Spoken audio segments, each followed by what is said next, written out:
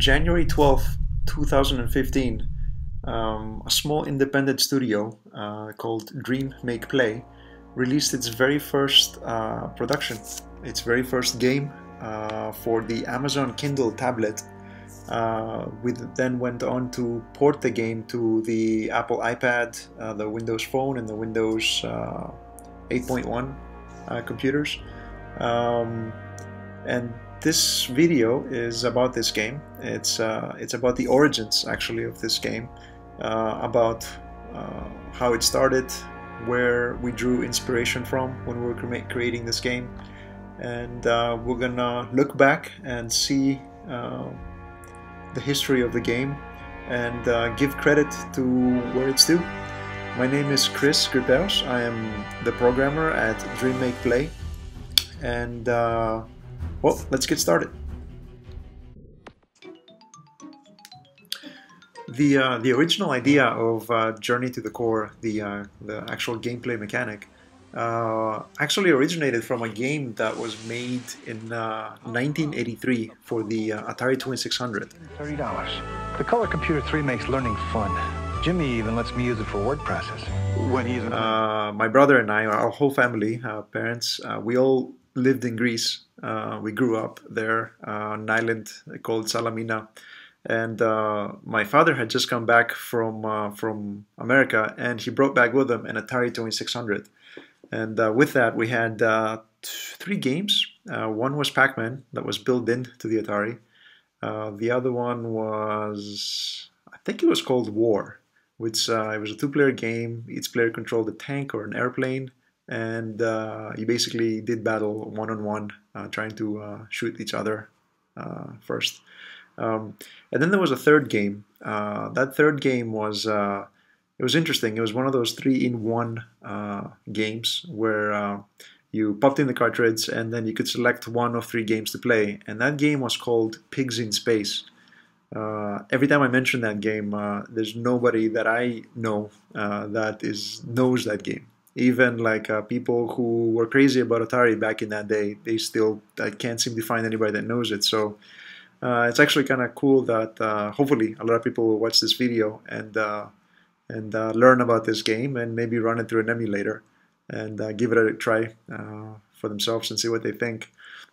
But so Pigs in Space was made up of 3 games. The first one was I think a Space Invaders clone. Yep, Space Invaders. And the point of the game was the game was based on the Muppet Show. So Miss Piggy and a couple other people, Gonzo and I think one more pig, were flying a spaceship around space, and they made a video game out of it.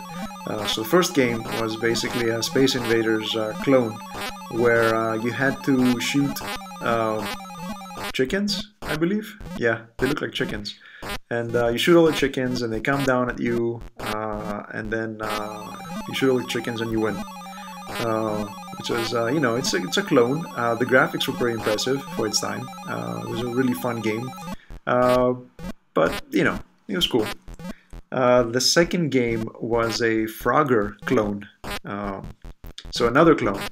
And that was also a cool game. The graphics were pretty impressive for the Atari 2600, which is another reason why I'm so surprised that not a lot of people have heard of this game, because the graphics were actually top-notch. The programmers on this game did an amazing job for the hardware that it was running on. So the second game was a Frogger clone. So you had to cross, I don't know what it is, an asteroid field or something, and get to the other side, then get on your spaceship. And once you get on your spaceship, you won. And you got a bunch of points for staying alive for the longest time, and that was cool. That was really nice. But it was just another clone as well. Back then, to me, I didn't know that it was a clone, so I had a lot of fun playing it. But the third game, I'm going to get this wrong, but I believe it was called Escape from Planet Condor. If it wasn't called that, then it should have been, because that's an awesome title. So the third game was actually very original. And the point of the game was basically you're escaping from a planet while flying your spaceship to escape. So you're flying out of the planet, and so here the three or four things you have to do. One is you're flying through tunnels or caves. You need to steer your spaceship and not touch any of the walls. If you touch any of the walls, you die. Two, there are bad guys in there that are shooting arrows at you. If any of the arrows hit you, you die. And every time you die, you have to start the level from the beginning. And three, you can shoot a bullet. And when you shoot your bullet, the bullet will go up, and then it'll fall right back down at you. And if your own bullet hits you, then you die. There's something very interesting about that bullet is the direction that it falls down on. It can either fall to the right of you or to the left of you. So the direction that it chooses, whether it falls to the right or the left, is based on the direction that your spaceship last moved towards. So if you moved left and then you fired your bullet, then your bullet would go up, turn left, and then fall back down again. If you moved right, same thing. It would go up, turn right, and fall back down again. And then if it fell on you and it hit you, then you would die. So the point of the game is stay alive. You get points for every second that you're alive. You get points for shooting the bad guys with your bullet. And if you make it to the end of the level, you get to keep all your points. And this was an amazingly hard game to play. The controls were absolutely terrible, and it annoyed the living daylights out of me, and I loved every second of it. Me and my brother and I, played this game non-stop for hours and hours and hours until our parents would take our Atari away and tell us to do our homework or to do chores. And non-stop until it would just frustrate the living daylights out of us, and then we'll play some more. It was truly an amazing game, and it was also amazing because it was only one of the 3 cartridges that we had at the time. So we really appreciated the few games that we had. But anyways, that game just stuck in my mind forever and ever.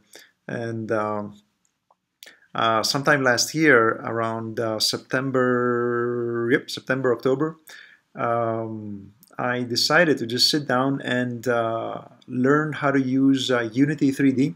Unity 3D is this game engine, like a complete packaged game engine that you can use to fairly quickly, make a game.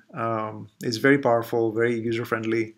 And I just wanted to learn how to use it, and I picked it up and I said, okay, well, if I'm going to learn how to use it, then I need a game project. I need to actually build something, or else it's going to be boring, just following tutorials. So sat down and I started recreating the third game from Pigs in Space. And after about this really rough version of it, after like a week of learning the basics and getting the game up and running, I slowly realized that I was spending less time actually making a game and more time playing it, because it was quite a lot of fun, and it brought back a lot of great memories from my childhood, where me, my brother, and our friends would gather in front of our TV and play our Atari 2600 and just like get annoyed as hell trying to beat this game.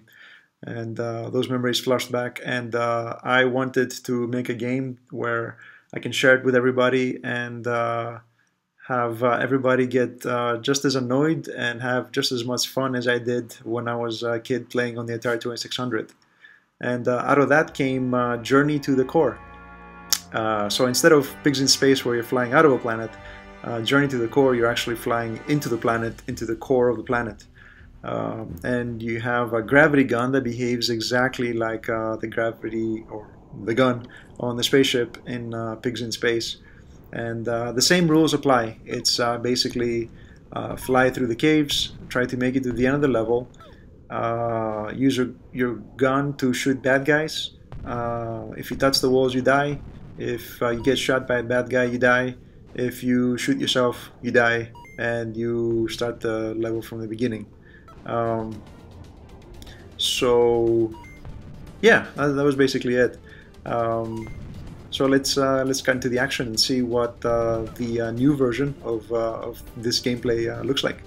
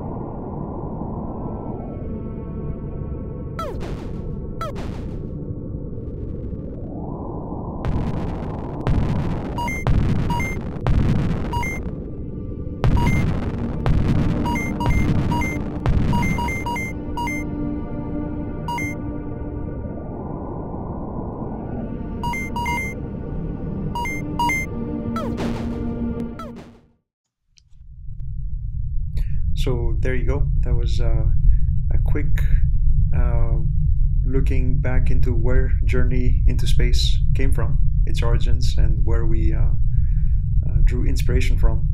Um, I really hope that you guys and girls enjoy playing this game as much as I enjoyed making it, and I hope that it annoys you and gives you as much pleasure as it did me, including the original.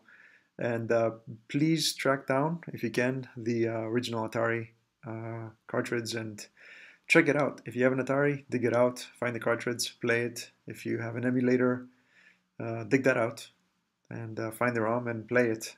It's an awesome game, definitely worth playing. And that's it. If you want to look at our website and learn more about Dream Make Play, you can find us at dream.make.play.com. Um, and that's it. Thank you very much. Bye bye.